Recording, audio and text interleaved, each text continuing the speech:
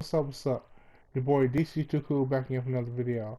I want to take this time to show you guys a list of some of the greatest indie games that might have been overlooked this past year and definitely deserve to be played, not just on the PS4 but on any platform. So without further ado, let's go ahead and get right into this, shall we? Okay, cool. Alright, here we're looking at Trine 2. This game is not only one of my favorite indie games, it's one of my favorite games of all time. This game is a puzzle, platforming, action adventure, cooperative game. It is amazing. It has a great art style, has a nice good story to it. It has smooth, fun gameplay that you actually have to work together to get past these obstacles. The game is definitely a very, very, very rare gem. If you do not have this game, if you have never played this game, I cannot recommend you enough. I cannot implore you enough to try this game out. Please do yourself a favor. Check it out. Velocity 2x, or 2 times, however you want to call it. This game is fun, frantic, fast. It's a ship shooter, shoot 'em up, action game that is very, very underrated. I highly implore anyone to get this game. It has a beautiful artistic style, and it's very fun to play. I highly recommend you check this one out. It's definitely going in my favorites list for a long time to come. Fez. Fez is definitely a game that is critically acclaimed, very well known, very well documented. Um, but yet there are still some people who didn't believe in the hype or whatever, and then check it out. This game is a platforming uh, puzzle game. It is very creative, very intuitive. Definitely one of the best games I've played. Unfortunately, Phil Fisher created the game as an a-hole, um, but the game is still amazing. Definitely worth a try. Definitely worth playing. So I highly recommend go ahead and check this one out as well. Unlike anything I've played before in a long time. Child of Light. This game is an RPG brought to you by Ubisoft. It is a very artistic, very uh, unique RPG uh, for very pretty good skill set, pretty deep for the type of game that it is for it being an indie game. Um, this game definitely is something worth looking at. It has a turn-based style fighting mechanic, and it's a game that if you're an RPG fan, I highly recommend you check out.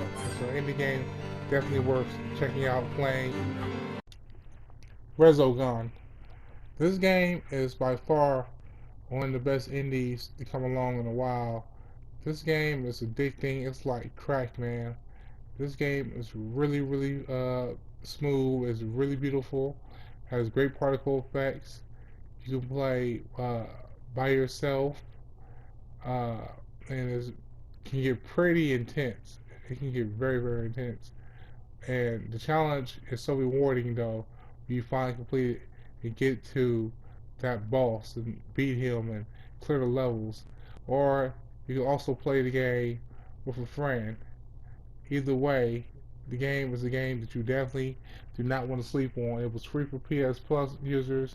I believe the game is going for more of maybe $15 right now, but they just added some DLC. I highly recommend you go and check it out. I mean, if you got the $15, trust me, if you like an arcade style shooter with smooth motion, a great challenge, this is a game that you definitely check out. It's a great game. I have not been disappointed with this game. I actually would have bought this game if it wasn't free. So check this one out for sure. PixelJunk Shooter, another great game that went under the radar. A lot of people, when they first see it, they see the simplistic style of this type of game. They're probably quick to say, "Oh, well, that looks like something I wouldn't play," or "That's too cartoony," or "That's too simple for my taste." And I gotta be honest with you, at first I thought the same thing, but this game actually is pretty deep. It's an endless game of cat and mouse, and you pretty much dodging everything and being creative on how you save people and move on to the next section. The game is very fun. It's very addicting. You have tons of levels that you can play on.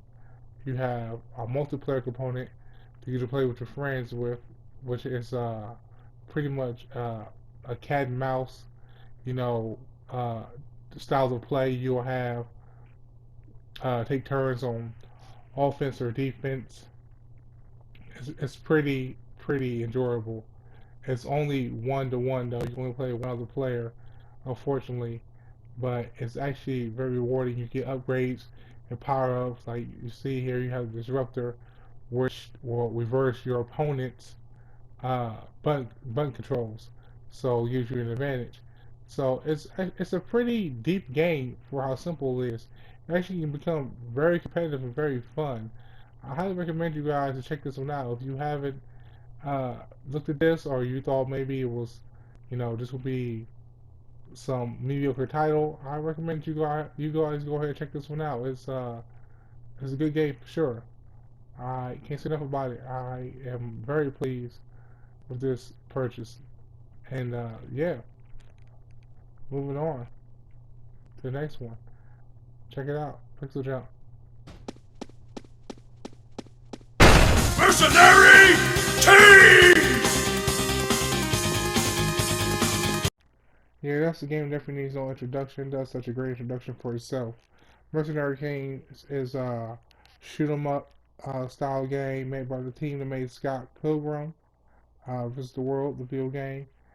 And it takes you back to Contra or the Hard Corps gameplay, or Metal Slug, which I guess would be the closest look to that series. And it's a pretty fun game. This game's going for $20. A Vita version is coming soon, as in the works, and I highly recommend you guys check this game out. It also offers 4-player co-op, so go ahead and check this game out. It's actually a lot of fun.